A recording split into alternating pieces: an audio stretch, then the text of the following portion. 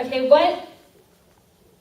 this wasn't really a question here, but what is a demonstration of love? Based on what you know now, what is a demonstration of love? Doing whatever you can to help somebody. Yeah.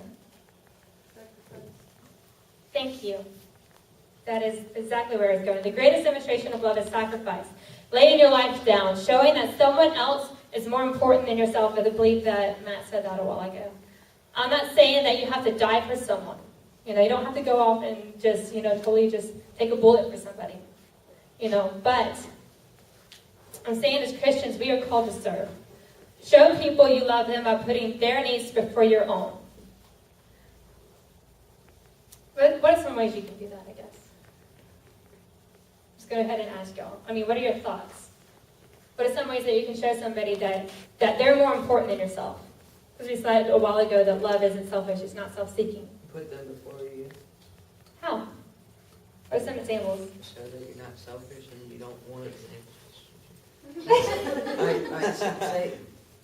Say you want something really bad, but you know that you can help somebody else by not getting that. And then you sacrifice for that. So they're happy. Go help out with the kitchen. That's one way. But what's some way that, I guess in everyday life, everyday scenarios. Larry, did you have your hand up? Oh, no, you're just stretching? Okay. I was just wondering what y'all thought. Huh? What are some ways that we can show people that they're more important than ourselves? Yes, Casey? Talk to somebody that you normally wouldn't talk to. Yeah. Especially, yes. It could be as simple as letting somebody go, like when you're at a stop sign or something, letting somebody else go before you go, Yeah, it can be simple stuff. It doesn't have to be, out there. Yeah, that could be. That's sacrificing your time. Huh? Taking your time to teach someone something, like something that they want to do and that you know how to. Yeah, or hanging out with somebody who's maybe not so popular, somebody who doesn't have a lot of friends that is otherwise, I guess, a nerd or weird or something. Somebody new at school. Yeah, somebody new at school. All right, moving on. We can have everything, but if we do not have love, we are nothing. And do you know what?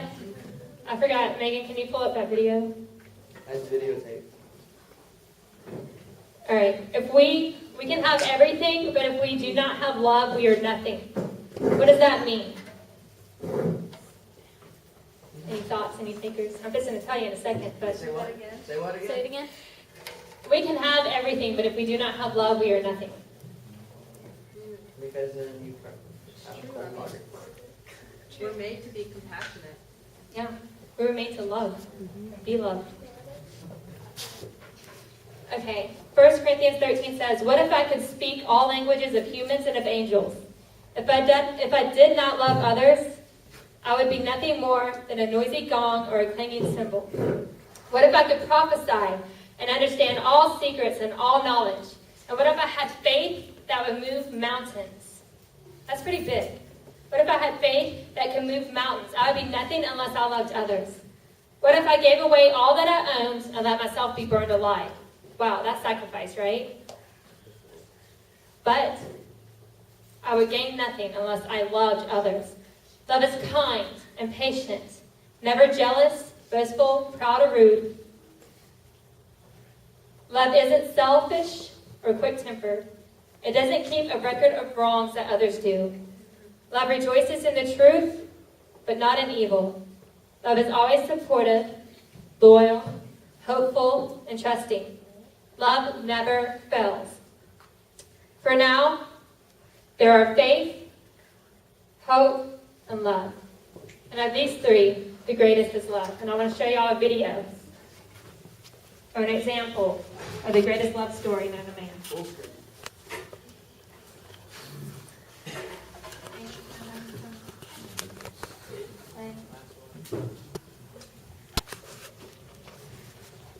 Alright, in all seriousness, guys, what was just shown was the Passion of the Christ. There's this little quote that said the Passion of the Christ. And I wanted to show y'all that so y'all can see the greatest demonstration of love known to man.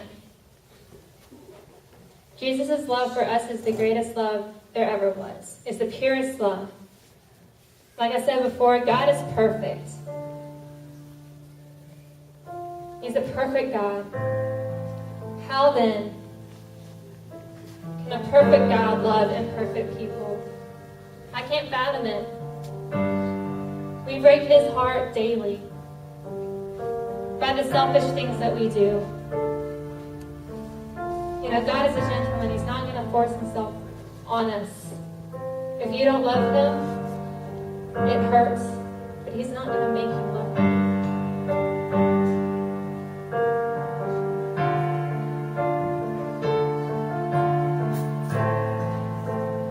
And that is the purpose why we were created. We were created to love God. And like we said, loving God is following his commandments and loving his people. Tonight I want to give you the opportunity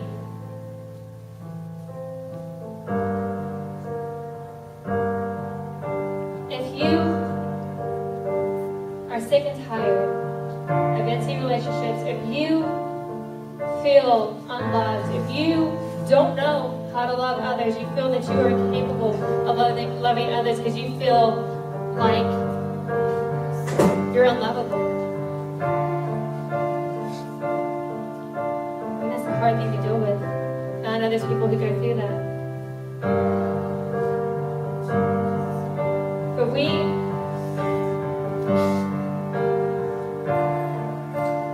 are given the opportunity to love and be loved by someone who is willing to make the ultimate sacrifice for us. We just saw that up there. But as I was saying, if you want to experience the ultimate love story, first of all, every head bowed, every eye closed. This is between you and God. This is you being honest with God.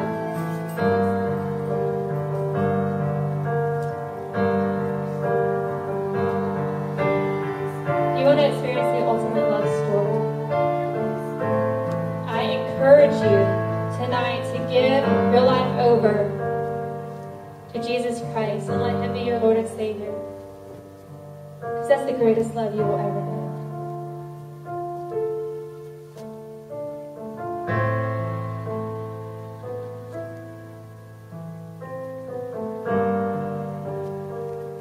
Are there anyone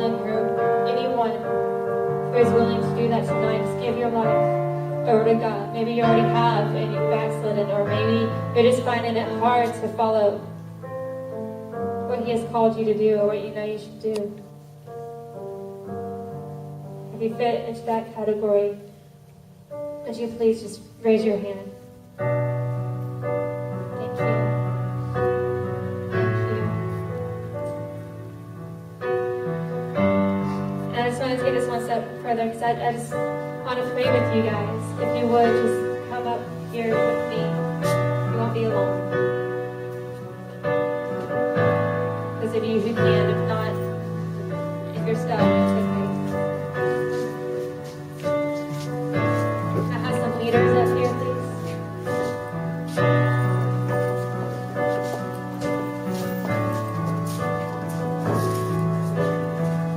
Y'all can sit down. It's fine. You have a baby. This is a very big decision, and one that will change your life forever. Your life, once you accepted Christ as your Lord and Savior, your life will never be the same. He will change you.